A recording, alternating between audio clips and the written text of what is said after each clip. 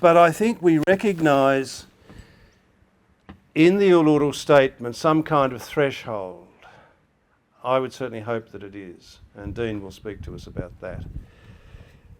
There is, I think, a mood in the country, I hope it's more than a mood, of saying, look, enough is enough, really.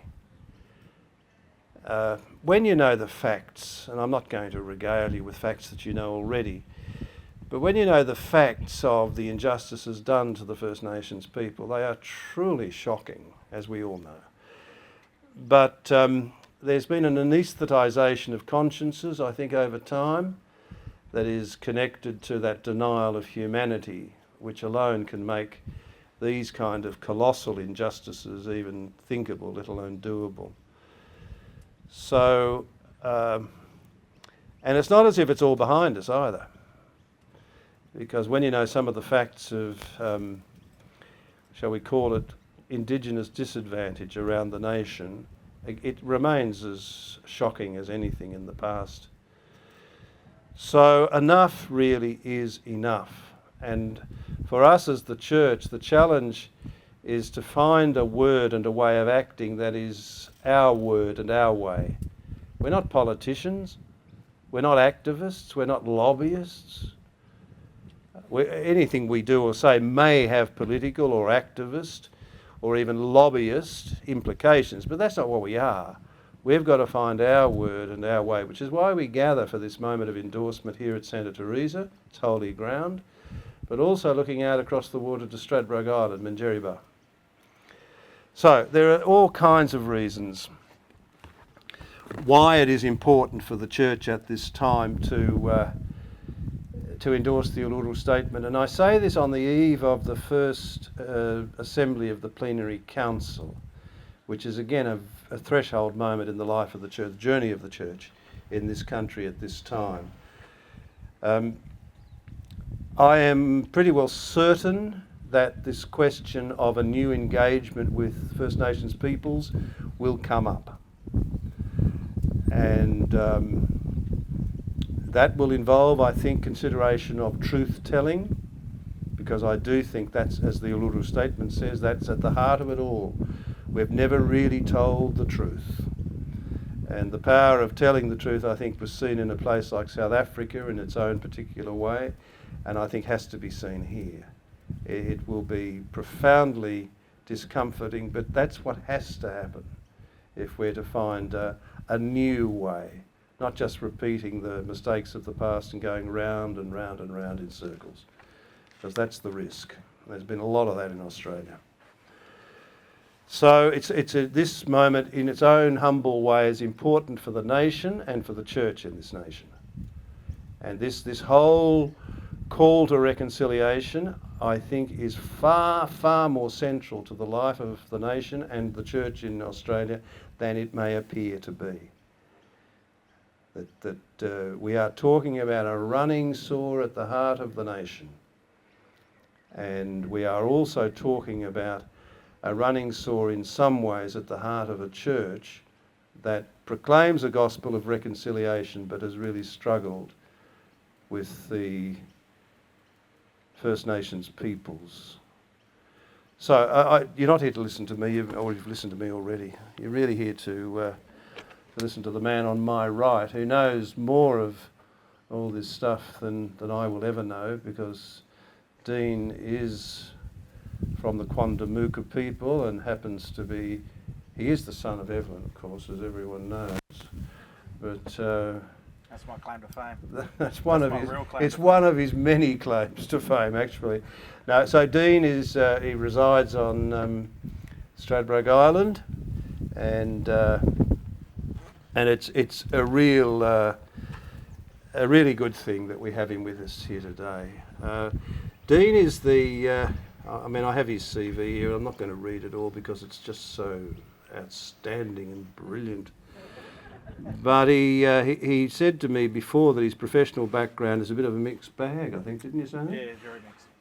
Here, there and everywhere, spent years in London, has been an investment analyst, that's why he looks so prosperous, And he's got so many trophies in his cupboard, I can't even count them here. But more importantly for our purposes, he is the national leader of the campaign associated with the Statement from the Heart.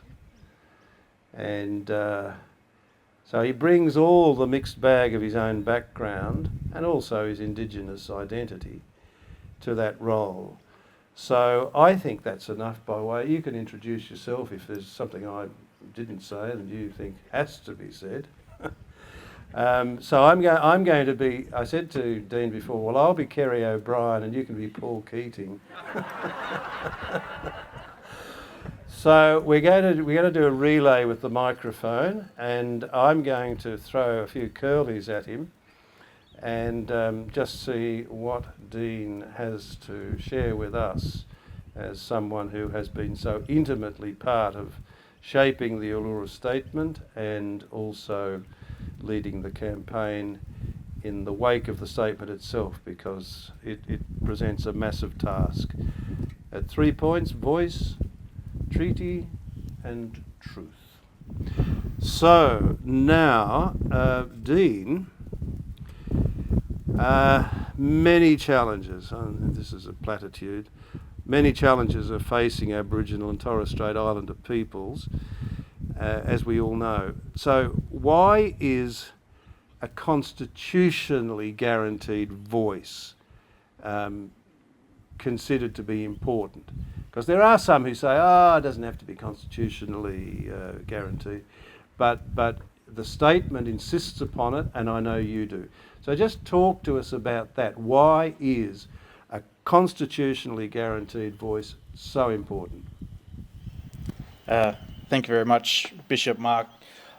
Before I answer that question, I just wanted to acknowledge Josh's very warm welcome to country, and it's wonderful to be here on my own country to talk to you as well, with my family here, my mum and my dad, and uncles and aunties that are here. So it's just wonderful to be here, and thank you very much for the opportunity, and very deeply appreciate the Church's support on this campaign that we have for the Uluru Statement, and my particular campaign from the heart, the campaign that I'm the director of, is specifically focused on that first change from the Uluru Statement, the voice, the constitutionally enshrined voice. And so to your question, where did it come from? I think it's really important, and as you said, and you've said a couple of times today, and it's worth repeating again, that this isn't a new story. This is a very, very multi-generational story that Aboriginal and Torres Strait Islander people have been talking about for many, many years, wrestling with this fundamental question of finding our rightful place in our own country. And it's taken many different forms over the years, but there has been a very strong theme around this question of Indigenous constitutional recognition. So the part about the constitutionally enshrined voice actually started with the question of how do we meaningfully recognise Indigenous peoples in the Constitution.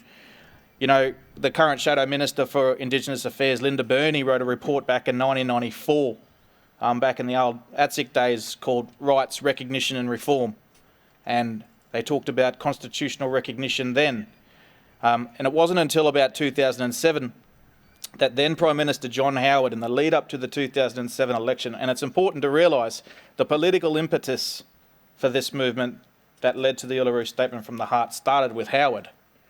And he said in 2007, within 18 months of the 2007 election, should he be re-elected, that he would hold a referendum to recognise Indigenous peoples in the Constitution.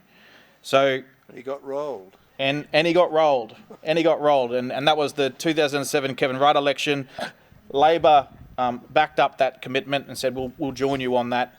14 years on, we're still having this conversation. So there was a period of about 10 years of expert processes, parliamentary committees, expert panels, joint select committees, every man and their dog having their say on what the constitutional change should look like. And sort of at the back end of that process, they turn around and go, well, we probably should ask blackfellas what they think meaningful constitutional recognition would look like to them. So the referendum council was set up. There was a bunch of leaders involved in that, three in Was particular. it set up by Labor, was it? It was a bipartisan commitment. Okay. So it was set up in 2015. I'm losing track of prime ministers. I think it was. Aren't we all? I think it was originally set up. Certainly, Bill Shorten was the leader of the opposition. I'm not sure if it was Turnbull or Abbott. Anyway, it was set up in a very bipartisan way, and they were tasked with answering this question: if we're going to do this, if we're going to drag 16 million voting Australians to the polls on a referendum, a couple of $100 million bucks, what's going to be a meaningful change for Aboriginal and Torres Strait Islander people? And so they set up the referendum council. I was involved with them in co-facilitating. Arnie Pat Anderson, Professor Megan Davis, and Noel Pearson were the three key leaders, and I was involved in co-facilitating 12 regional dialogues around the country, listening to mob directly, standing at the front of the room, and I heard it all. The fors, the against, the differences of opinion, and there were many differences of opinion. It's important to recognise that, and it's still somewhat, there is still a difference of opinion, and that's okay and very normal.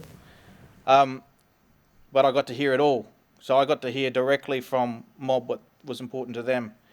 And yes, they were talking about constitutional recognition, but they were also saying we've got real problems in our communities.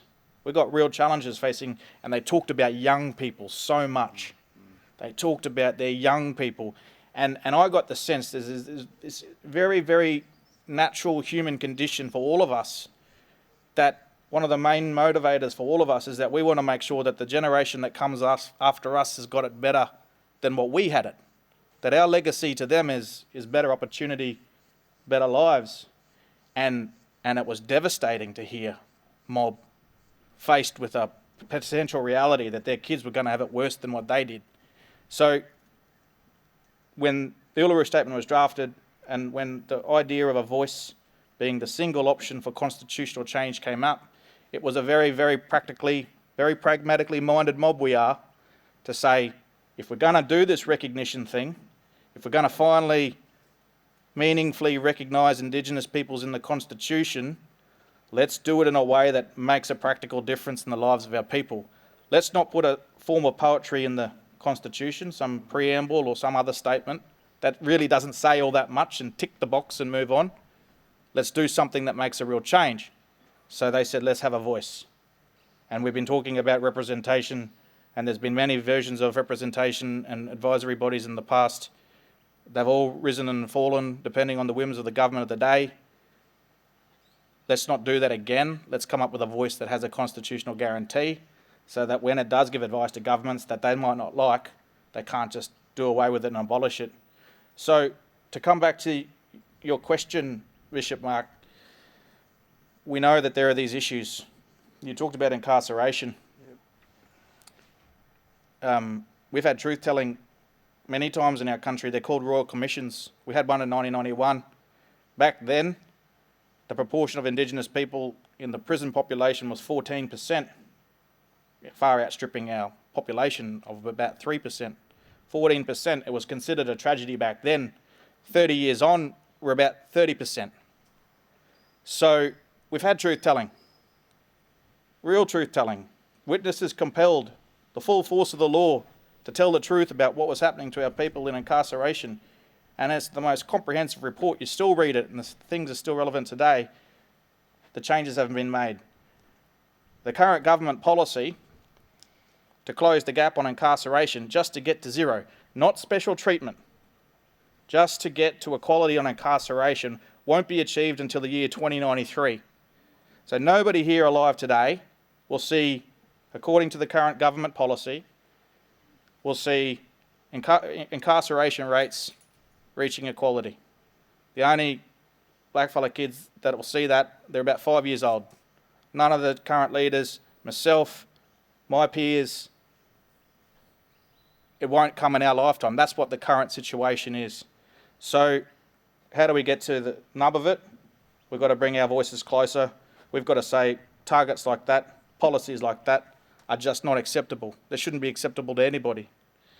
And so let's bring those voices closer to where those decisions are made.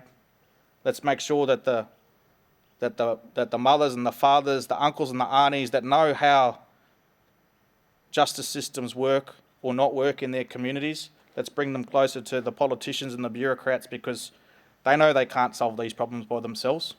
It's only going to happen when our voices are there. So those other issues that are facing our communities, we absolutely need urgent attention. But just doing the same of what we've been doing is proven failure. We know that it's not going to work. So we have to have a structural reform, and that voice is that practical change that will provide the foundations to get us there. It's not a silver bullet. It won't be different straight away overnight. We're not going to wake up on the Sunday morning after the referendum and everything's going to be hunky-dory. But it will provide the foundation for us to really get to the number of these issues. Okay. Just on the statement, it's a memorable statement for many reasons, but one of the more memorable bits of it, I thought, was when it says that Indigenous people aren't naturally bad people. You know, but they've been treated as if they are, that they're intrinsically bad. And it's not as if the Indigenous people don't love their children.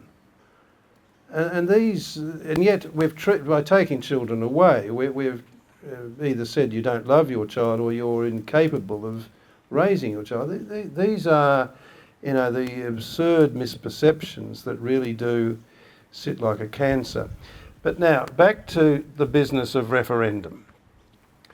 I don't have to tell you, Dean, that referenda in this country have a very, very chequered history. So, you know, you're young and buoyant and all that sort of thing. Why are you optimistic that this particular referendum, if it's to go through, has a real chance of success? Why wouldn't it just go under and end up being a gesture that produces little or nothing? Why are you hopeful, DP? Yeah, I am hopeful, genuinely. I'm not doing this so I can be part of some sort of noble failure. That's not what any of us are about. I think we should remind the people that keep telling us and trying to talk us into failure. I see it. I see it in the conversations I have now over Zoom and Teams, and that you just see the sort of pitying look in their eyes, and it's the look that says, "You poor bugger, you don't already know that you're beaten." And they're just wrong. They're factually wrong, and I'll tell you why. There are three key components that make me really optimistic, hopeful. The first thing is we've got to remember there's still bipartisanship on the question of Indigenous constitutional recognition. Both the Coalition and Labor took election commitments in 2019, the last election, that there would be a referendum on Indigenous constitutional recognition. Now, obviously, COVID's affected all of our lives in ways that we could never have imagined, and so it's understandable that something of the magnitude of bringing all Australians together to vote in a referendum, we can understand why that didn't happen this term. But that political commitment is there, and it's still open. And the Prime Minister hasn't ruled this out. Despite what you'll read in various newspapers, if you actually look at the statements, which I do, it'll be a government source, it'll be the Prime Minister's office, or whatever it might be, say X, Y, Z. Listen to what the Prime Minister says. And the Prime Minister hasn't knocked this. So the door is still open. Labor has still got that commitment. So the first ingredient is that political bipartisanship. It's still there. And we're working as hard as we possibly can to keep that door open. Okay. The second thing is Minister Ken Wyatt has been working on the design of a voice, co-design of a voice, and there was an extensive consultation process that happened.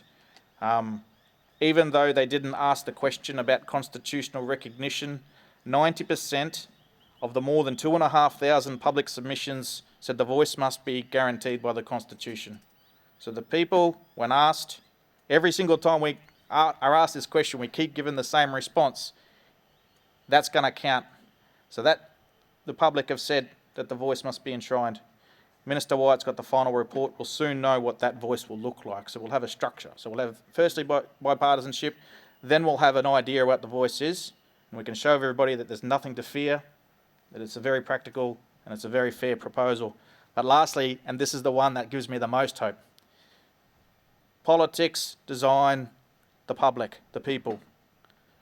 And working with some political strategists and pollsters, and when we kicked our campaign off for The Voice in March last year, we couldn't have picked the worst time to launch a campaign around constitutional recognition just as the global pandemic was kicking off, and people thinking about recessions and loss of business and health and lack of movement. But when we polled 3.5 years after the Uluru Statement, with no formal campaign structure, some political headwinds, the public, 49% of the public would have voted yes in a referendum on A Voice. 49%, about half. Interestingly, only 20% would have said they would have voted no. We keep getting told the public won't accept it. Too great a risk of failure. But the evidence, the data says 20%, and the rest are undecided. They don't know enough, they haven't made their mind up. But our research also showed that when they hear about The Voice, and this is where you come in, when they hear about it and are aware of it, they're more likely to vote yes. They go positive, not negative. So 49%. Mob, when asked the same question, we did a specific poll for Mob, 71% would have voted yes in a referendum. That was in March. We've just been on a bit of a fundraising push and got some funds to do another deep dive research in August. And we deliberately did it when Melbourne, Sydney and Brisbane were all in hard lockdown because we wanted to stress test the public opinion. We wanted to put it under pressure and say, well, 18 months on into a global pandemic, people still got those issues on their mind. People still telling us that this isn't important and that there are other bigger fish to fry. And the general public support has risen from 49% to 57%. And the no's have dropped 20 to 16%, and there's still that significant sort of 1/4 to 1/3 that are undecided. Mob have risen 71 to 80%. So this isn't going away. In fact, the support's growing. And you mentioned there's a bit of a vibe in the community, and there is other research that shows that there are two things that politicians around the world, and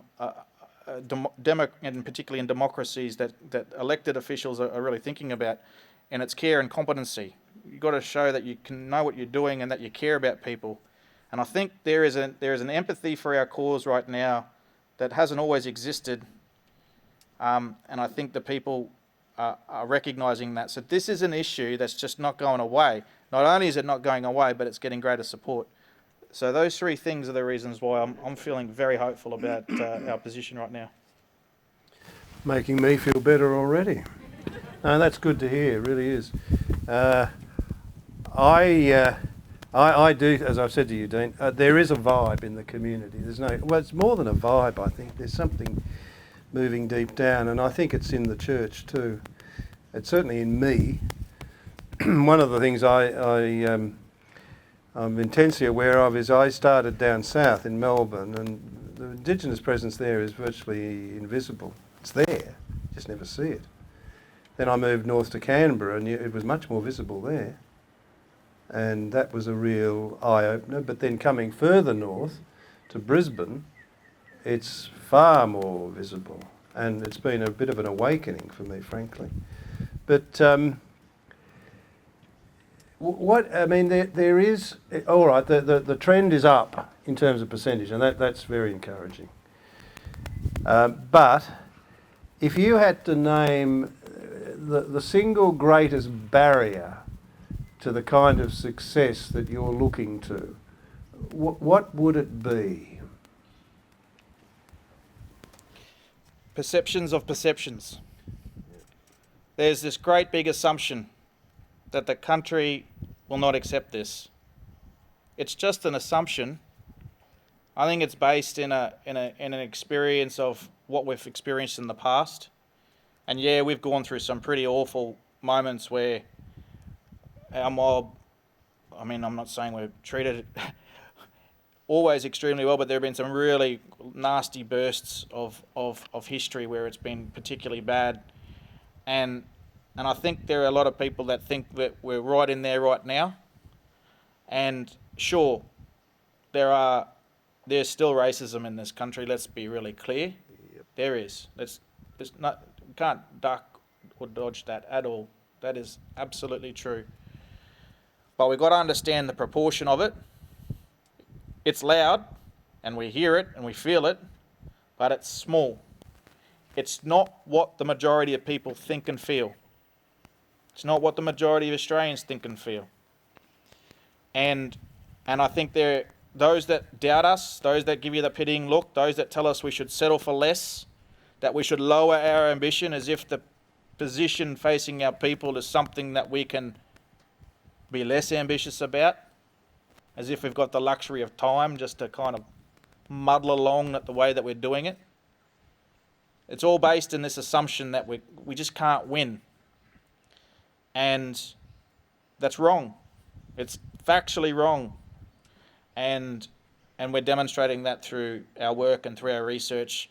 And you know, for those people that say Australia's like that, I'd like to pitch our version against it and say it's not perfect, but we can win this because the majority of people think it's time for a fair go for mob. It really is time for a fair go. That old Aussie idea of a fair go, it's starting to stir. It's starting to stir on this issue. The idea that we just need a practical change. We've had too much of the promises and the plans and all the rhetoric and the reporting about closing the gap and not seeing the outcome change on the ground. And people are sick of it. Indigenous people and non-Indigenous people are sick of it. And there's a sense that it's just time we do something that has a real change. So I just implore you, don't look to the media for your sense of where the Australian people sit on this issue, because they'll tell you a different story. Don't read the headlines because it's not actually what's happening. Have faith that inherently people think that we can do this, it's the right thing to do, it's the fair thing to do, and have a conviction around that. And when you're talking to other people and sharing why this is something that you support, hold that strong. Don't let them say, well, what about what they wrote in the newspaper, because it's not accurate.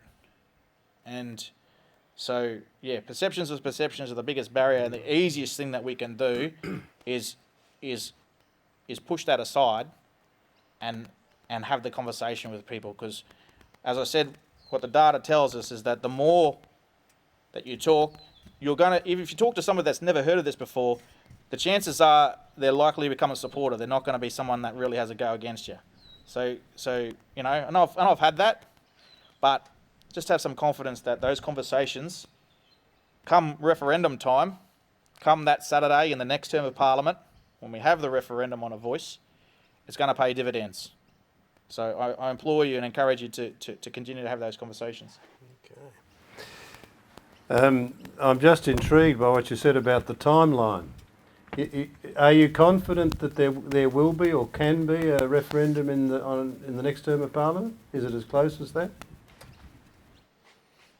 Well, that'll be 16 years after the first commitment, so I think it's close enough.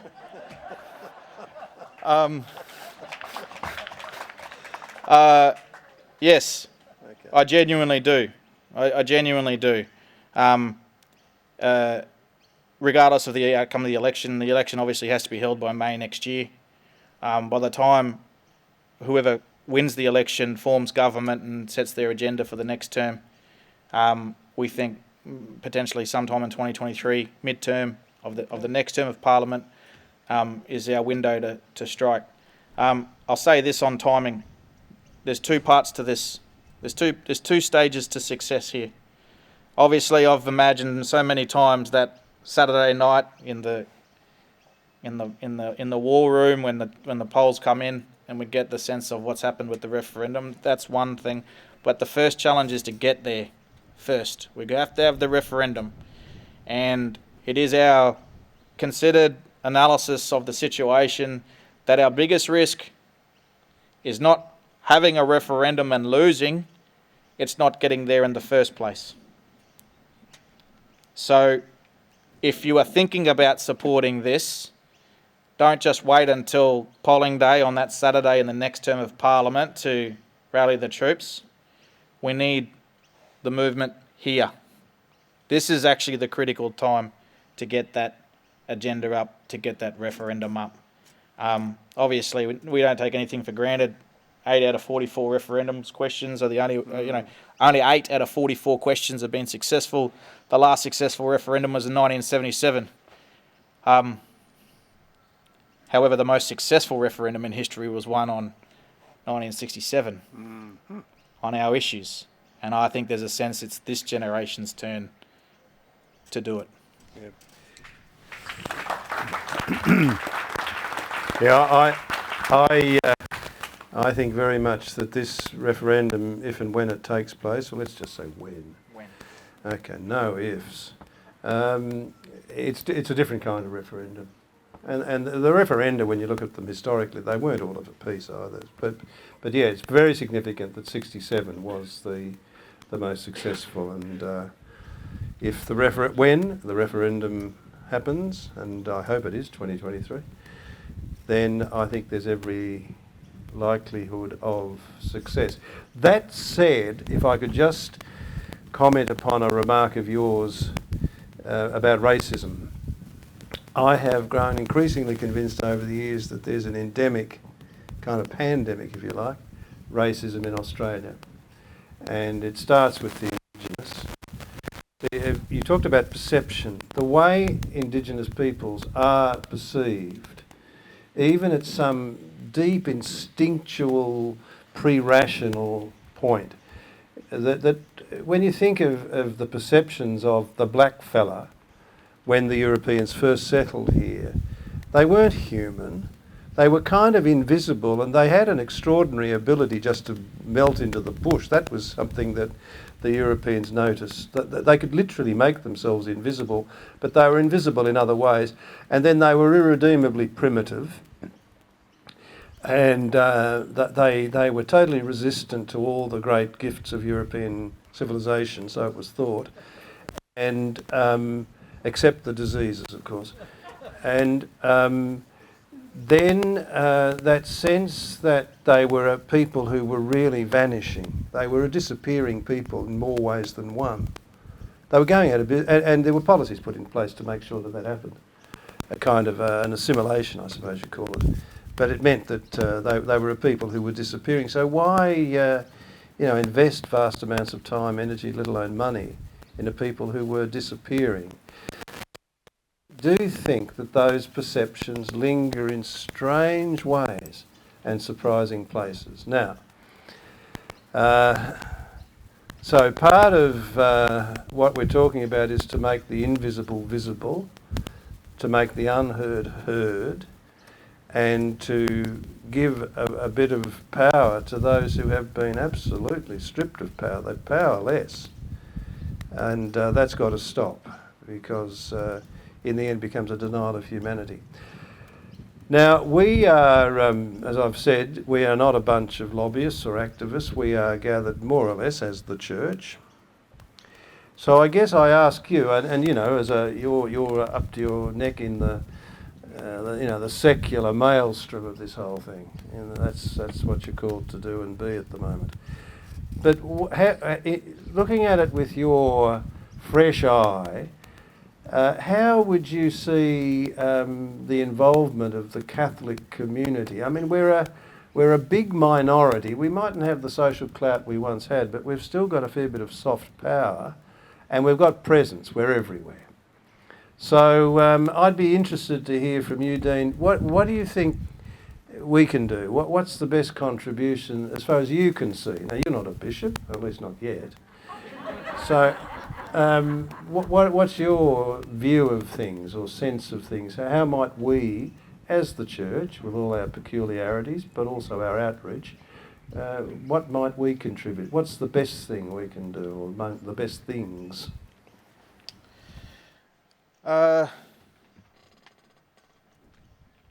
Yeah, I think there's two ways of thinking about it. There's the institution, and then there's the people. Yep. And obviously they're connected, because, well, people should be the institution. Doesn't always work out that way. I'm not casting aspersions, but yeah. Yes, you are. Maybe a little bit. He is. Yeah, maybe a little bit. So institutionally, statements like your own and coming from the position of yourself as a leader of the institution, of the community is really, really important. While there might be a significant minority in terms of the Catholic community, it's still influential. It's part of the problem for the Indigenous community in terms of our minority status from a pure numbers, is that we're also not influential in the formal power sense. And that soft power or that moral power, however you want to frame it, is something that might change over time, but the church certainly has it. And so and importantly, there are decision makers in other institutions such as parliaments and governments and in business and in other places that are convinced and are responsive to the Catholic Church. And so I think it's important that the church has a role in spending some of that political and moral capital on our cause, if I would put it that bluntly. Yeah. Too many, and this is definitely not a comment about the church by itself, but more generally, there are too many institutions and power structures that generate capital off Indigenous issues. They put a sticker up or they make some sort of statement and garner a great moral and ethical capital about seemingly backing blackfellow issues. And when we ask them to go and back us in action, they go missing.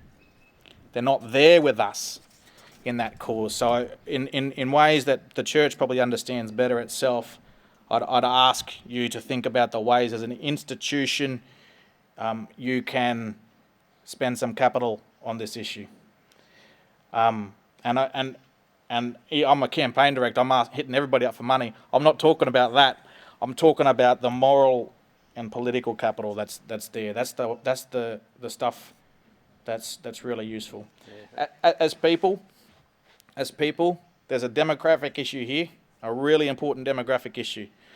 Our support, there's economic issues, there's education measures that we're understanding where our support lies, locations, all that sort of stuff. But age is a real factor. Our support is strongest with the youngest. And over the life course, it drops off. And I'm even just looking here with the people that are here. If we start winning this demographic, we really start making inroads into the high chances of us being successful here.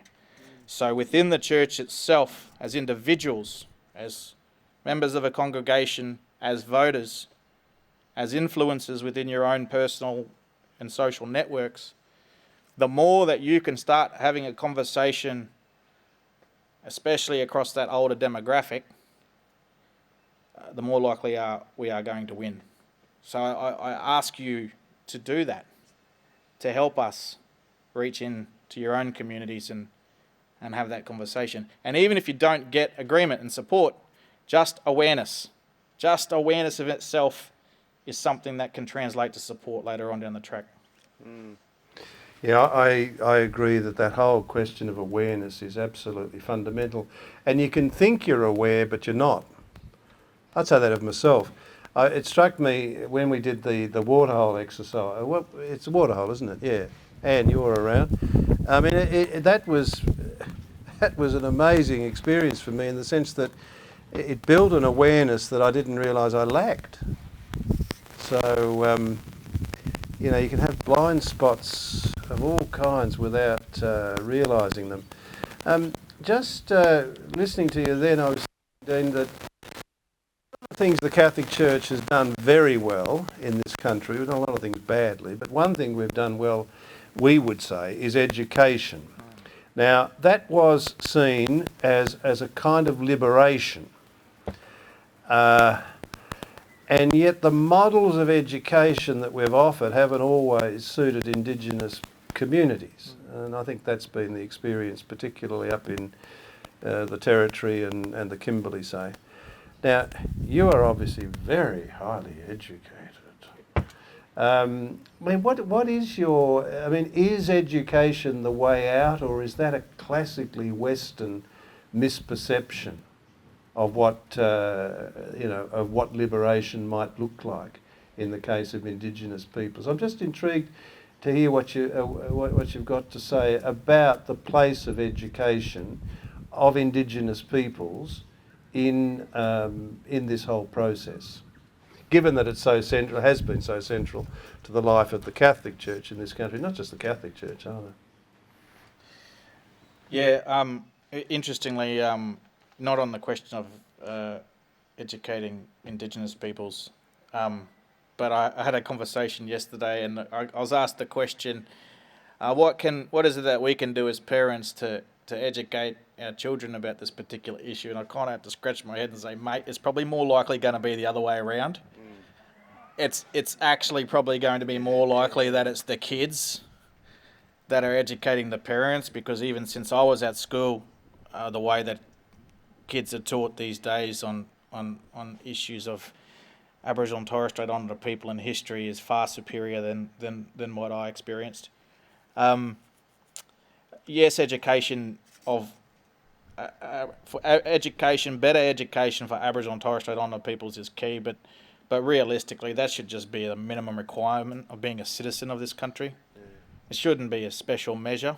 The fact that we're still talking about it points to the failure. So we should think about that.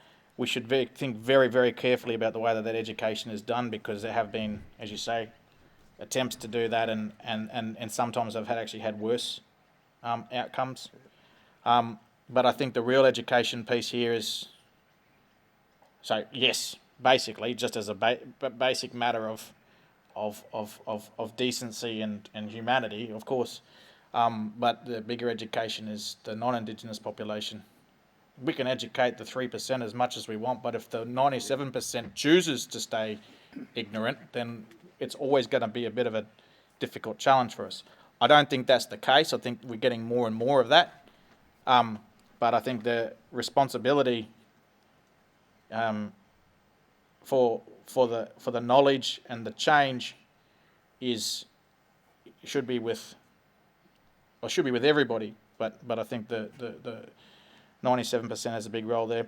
And you made a comment about my education. Yeah, I had great opportunity. My mum and dad provided me with an awesome opportunity to be formally educated. But most of my learnings happened since, and it's been using this and this more so than this. That's really allowed me to learn, and so and being curious and challenging our own assumptions, and not letting your ego get in the way. When somebody pulls you up and says, actually, that's not the right way to say that, or that's not the right way to think, just for a second saying it's not about me. It's not about me. It's about the other, and being in service of others is a really good place to start, particularly on our issues. Yeah. Yeah, one of the things that I have come to see too late in life, I wish I'd seen some of these things earlier, but life's not like that, is it? But that, as you say, and I'm one of the 97%, obviously, but we're the ones who've got to learn. And sometimes, people ask me, well, you talk about a new engagement of the church with First Nations peoples, and I do. And they say, well, where do you start? Well, and the only answer I can give is, you start first of all by listening. This is like the plenary council journey. And it's the hardest thing to learn in some ways, to really listen. Not just to put up with someone while they gabble on to them. And as you listen, to actually believe that I can learn, and that we can learn from the Indigenous peoples. I believe that. They have to learn from us, and that's your point about the 3%. We're going to teach you, and but you won't teach us anything. But in fact, that's, I think now, for me at least, is the key. And I think, in fact, I'm glimpsing, I wouldn't put it more strongly than that that the church in Australia can in fact learn a huge amount of what it means to be the church in Australia. A genuinely enculturated church, not a transplant. So, to really learn to listen and to learn from those to whom we listen, I think is completely central. And it's not necessarily easy. It does take, you said get the ego out of the way. I completely agree with that. There can be a kind of corporate ego too, and a white supremacy and all that stuff. In other words, a kind of humility is part of it. And that's not the easiest thing to learn either. But just, I was given this morning by Anne Morgan this book called Unbreakable Rock, which is written by a bloke I was at school with and who turned out to be quite a well-known AFL footballer in Melbourne, but spent most of his life in the Northern Territory. A guy called Michael Bowden. Studied to be a priest when he first left school, I remember that, but didn't continue. But married and had a tribe of kids. One of his sons was a famous footballer too. Anyway, Bowden's, just before he died, he finished a doctoral thesis, and he spent most of his life working with Indigenous communities in the Territory. He sent me a copy of his thesis just, I don't know, to read, I suppose, and I thought, oh, not another thing to read, and a blockbuster at that, great big thing. So I sat down to read bits of it just so I could reply, say, thanks, Mike, very much. Yeah, great work. But I became completely engrossed with it because what he was talking about was the convergence of Indigenous and Catholic spiritualities, each listening to the other. And it just focused me on what I've said about listening and learning. Okay, now, that said, within the First Nations peoples, among the various groupings, and you're an incredibly diverse mob or set of mobs, and that's one of the misperceptions that they're all the same. Of course, they're not anything like it. Now, I've seen that map of Australia that shows all the different territories, and it's just a cosmos. Now, I know that there's not necessarily total agreement about the Uluru statement. Can you just reflect on that a bit? Is there a need to create a single voice, or is it a symphony of voices, polyphony? What do you think? Firstly, on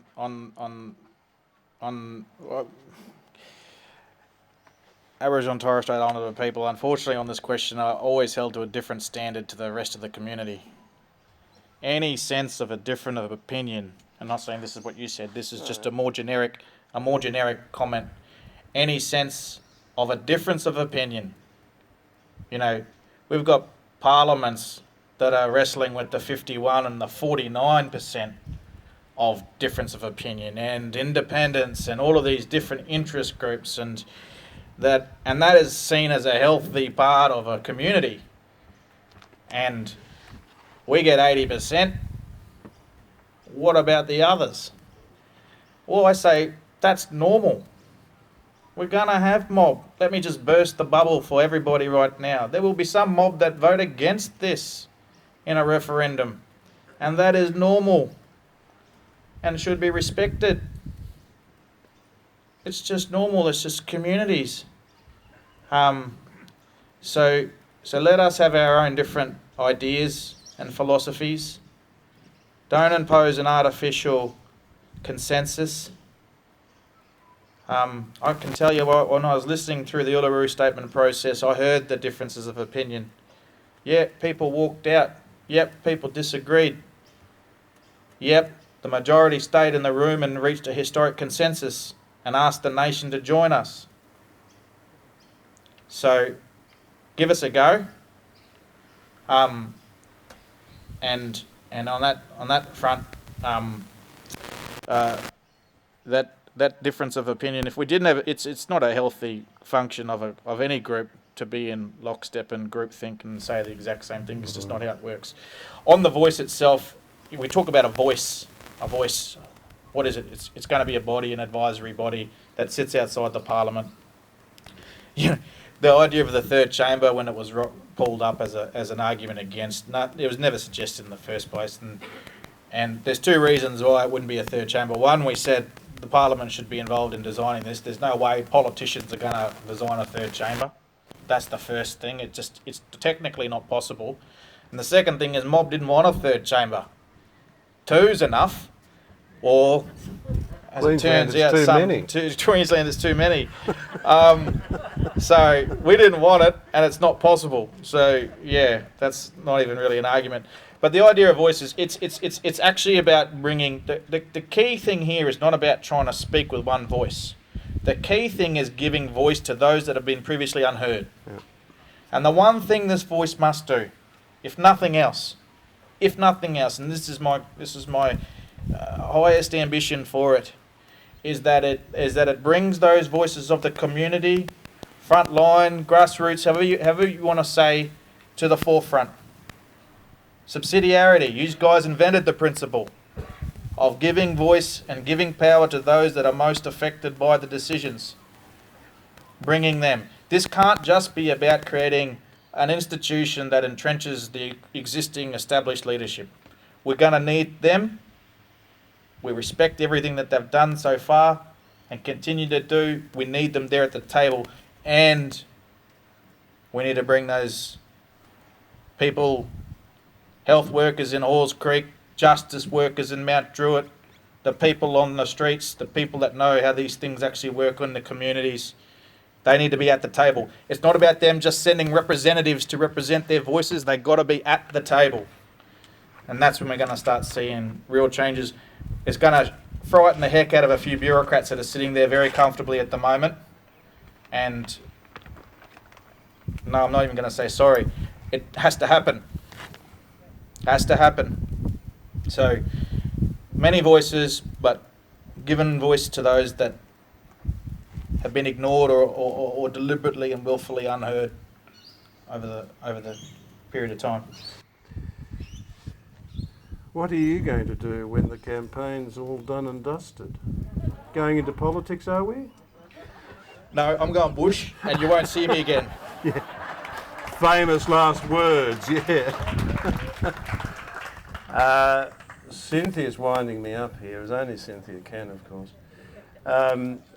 This conversation could go on for a great deal longer, but time does not allow that.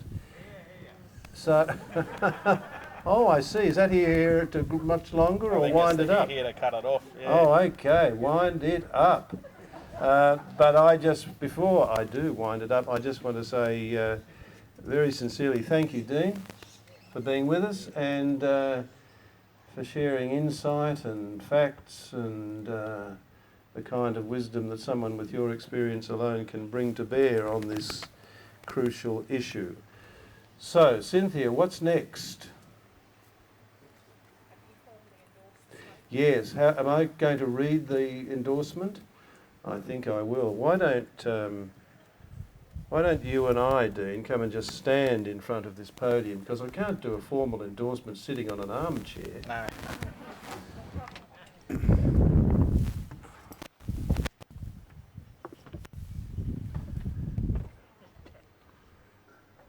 So we'll swap positions. I'll go on the right, you can go on the left. It's exceedingly hard to read in this light, at least for me, with my troubled eyes.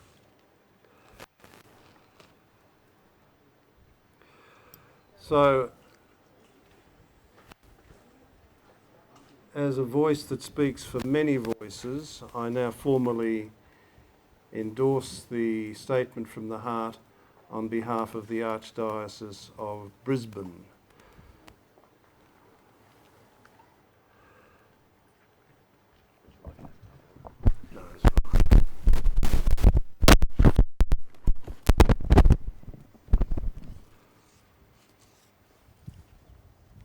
Today we have had an opportunity to hear Dean's talk, his words on the Uluru statement from the heart. If we look at the situation in Australia, some Australians are still excluded, and first among these are our First Nations First Nations people have in many ways been turned into refugees in the land that they have called home for many thousands of years. The statement is a very important document that calls for leadership and discussion and reflection by Aboriginal and Torres Strait Islander leaders. Our role is not to do things on behalf of Aboriginal and Torres Strait Islander peoples, but to listen to them, to learn from them, and to accompany them and support them to determine their own future. In 1967, Aboriginal and Torres Strait Islander were counted for the first time, and now they seek to be heard.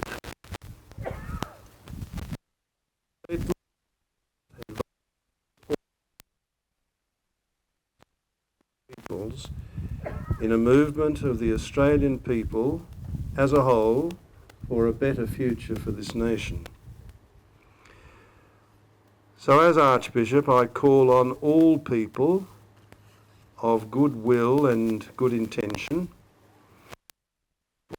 journey of Aboriginal and Torres Strait Islander peoples by endorsing the Uluru Statement from the Heart and putting it into action in every way possible. And may God, who has begun this good work in us and in many others, bring it to fulfilment. Amen.